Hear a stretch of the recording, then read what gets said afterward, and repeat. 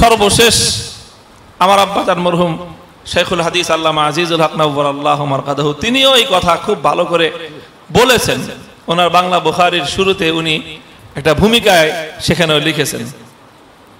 উনি যখন দ্বিতীয়বারের মতো ডাভেলে শাব্বির আহমদ উসমানী রহমতুল্লাহ আলাইহির কাছে বুখারী শরীফ পড়েন, তো এমন ভাবে পড়ছেন যে উস্তাদকে খুশি করে ফেলছেন। এক উস্তাদের কাছেই পড়তে গেছেন, রাত দিন উস্তাদের কাছেই পড়ে থাকতেন, পুরা দর্শে উস্তাদের সবক ইনহেওয়াকের সাথে শুনতেন, ওটাকে নোট করতেন, আবার ঘরে এসে বাকি সময়টা ওটাকেই আবার পরিষ্কার করতেন।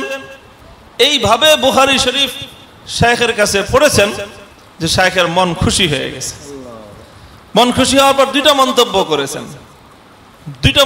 করছেন। শাব্বির আহমদ উসমানী রহমতুল্লাহ আলাইহি শেখুল হাদিস আল্লামা আজিজুল হক নওয়ারাল্লাহু মারকাদাহু সম্পর্কে দুইটা মন্তব্য করেছেন। একটা মন্তব্য তো হলো এই যে দেখো, শাব্বির আহমদ উসমানী রহমতুল্লাহ আলাইহি 11 বছর বুখারী শরীফ পড়িয়েছেন। तो बोलছেন শেষ বছর যে इससे पहले मैंने 10 साल बुखारी की दर्स दी है और इस साल मैंने पिछले 10 सालों का मजमुआ पढ़ा दिया। আজিজুল হক, তুমি আসছো এত দূর থেকে এত কষ্ট করে আমার কাছে পড়তে, আর তুমি যেইভাবে পড়লা আমার কাছে, আমার এই মনের ভিতরে তোমার প্রতি এমন আকর্ষণ সৃষ্টি হয়েছে যে বিগত 10 বছরের পর আমি 1 বছর পড়াইলাম। और शायद यही मेरा आखिरी पढ़ाना है। বললেন হয়তো এরপরে এই বছরের পরে আর আমার দ্বারা বুখারী শরীফ পড়ানো হবে না। এই এক কথা বলছেন। আরেক কথা বলছেন, শাব্বির আহমদ উসমানী রহমতুল্লাহ আলাইহি তো একটা শরাহ লিখেছেন মুসলিম শরীফের, ফাতহুল মুলহিম, মুসলিম শরীফের জগৎ বিখ্যাত শরাহ। আমি যখন হারামাইনের মসজিদে হারামের লাইব্রেরিতে গেলাম, তো আলহামদুলিল্লাহ এটা আমাদের বড় আস্থা এবং বিশ্বাসের কথা। তোমার যদি কারো মনে চায় যে কি, অনেকে আছে না আমাদের দেওবন্দি ওলামাদেরকে নিয়ে খুব করে, দেওবন্দীদেরকে তুচ্ছ-তাচ্ছিল্য করে, আমি এখনো চ্যালেঞ্জ করে বলতে পারি মসজিদে হারামের যে লাইব্রেরি আছে, ওই লাইব্রেরিতে কিতাবের যদি তালিকা করা হয়, বুখারী শরীফ থেকে নিয়ে শুরু করে সমস্ত হাদিসের কিতাবের উপর যত শুরুহাত লেখা আছে, আমাদের আকাবের দারুল উলুম দেওবন্দের সন্তানদের যেই পরিমাণ শরাহ খুদ মসজিদে হারামের লাইব্রেরিতে আছে, অন্য কোন সিলসিলার এই পরিমাণ শরাহ এখনো ঘরে নাই। আল্লাহু আকবার। শাব্বির আহমদ উসমানী রহমতুল্লাহ আলাইহির শরাহ, জাকারিয়া রহমতুল্লাহ আলাইহির লেখা, তারপরে ইদ্রিস কানলবী রহমতুল্লাহ আলাইহির লেখা, তারপরে হযরত ইউসুফ বন্নুরি রহমতুল্লাহ আলাইহির লেখা, আল্লামা তাকি উসমানী দামাত বারাকাতুহুল আলিয়ার লেখা। বিগত 100 বছরে আমাদের আকাবিররা যেই পরিমাণ কোরআন এবং হাদিসের খেদমত করেছে, ওই কোরআন হাদিসের ওনাদের এই খেদমতের দ্বারা এখনো হারামাইনের লাইব্রেরিগুলি ভরা আছে। যাই হোক, তো শাব্বির আহমদ উসমানী রহমতুল্লাহ আলাইহি তো মুসলিম শরীফের শরাহ লিখছেন, কিন্তু মুসলিম শরীফের লেখাও পূর্ণ করতে পারেন নাই, হায়াত কুলায় নাই, অর্ধেক লিখেছেন। বাকি বুখারী শরীফের কোনো শরাহ ওনার লেখা হয় নাই। তিনি আমার আব্বাজানকে বলছিলেন कि देखो बुखारी शरीफ का शरह लिखने का और उसका खिदमत करने का मेरा तमन्ना था, लेकिन वो तो मुझसे हो नहीं सका। मेरा ये ख्याल है, शेख रहमतुल्लाह अलैह उर्दू ते उन्हें तकरीर लिखेছিলেন कि इसी से मेरे बुखारी शरीफ का खिदमत हो जाएगा।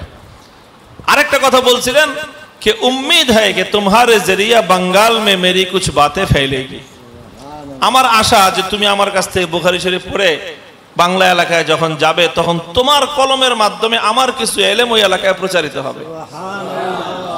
তো শাব্বির আহমদ উসমানী রহমতুল্লাহ আলাইহি নিজের আকাঙ্ক্ষা ব্যক্ত করছেন।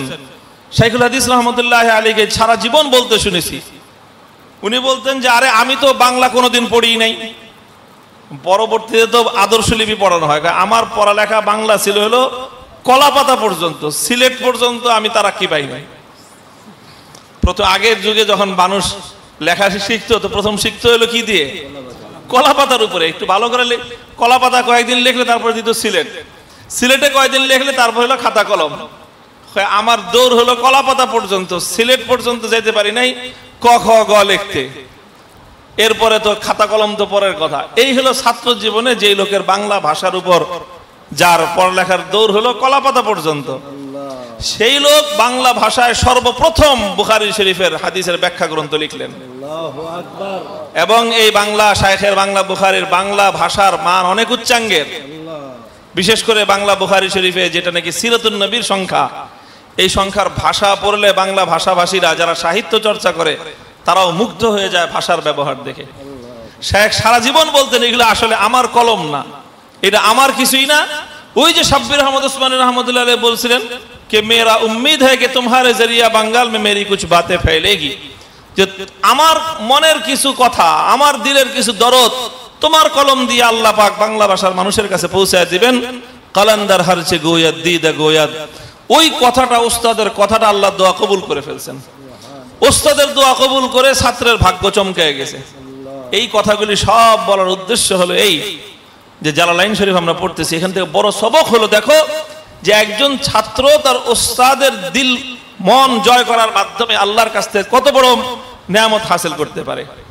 আল্লামা জালালউদ্দিন সুয়ুতি গড়পড়তার একজন ছাত্র ছিলেন। তিনি আজকে দুনিয়াতে উলুমের ময়দানের মধ্যে সিংহাসনের মালিক হয়ে গেছেন। এমন কোন ইসলামী উলুমের ফন নাই। ফিকহ বলেন, ফিকহের মধ্যে আল্লামা সুয়ুতির কিতাব আছে, সরফ নাহুর মধ্যে আল্লামা সুয়ুতির কিতাব আছে। অর্থাৎ উলুমে ইসলামিয়ার প্রত্যেক শাখায় শাখায় আল্লামা সুয়ুতির মতো এত কাসিরুত তাসনিফ আর কেউ পাওয়া যায় না। উস্তাদের দোয়া, আল্লাহ পাক রব্বুল আলামিন আমাদেরকে তৌফিক দান করেন।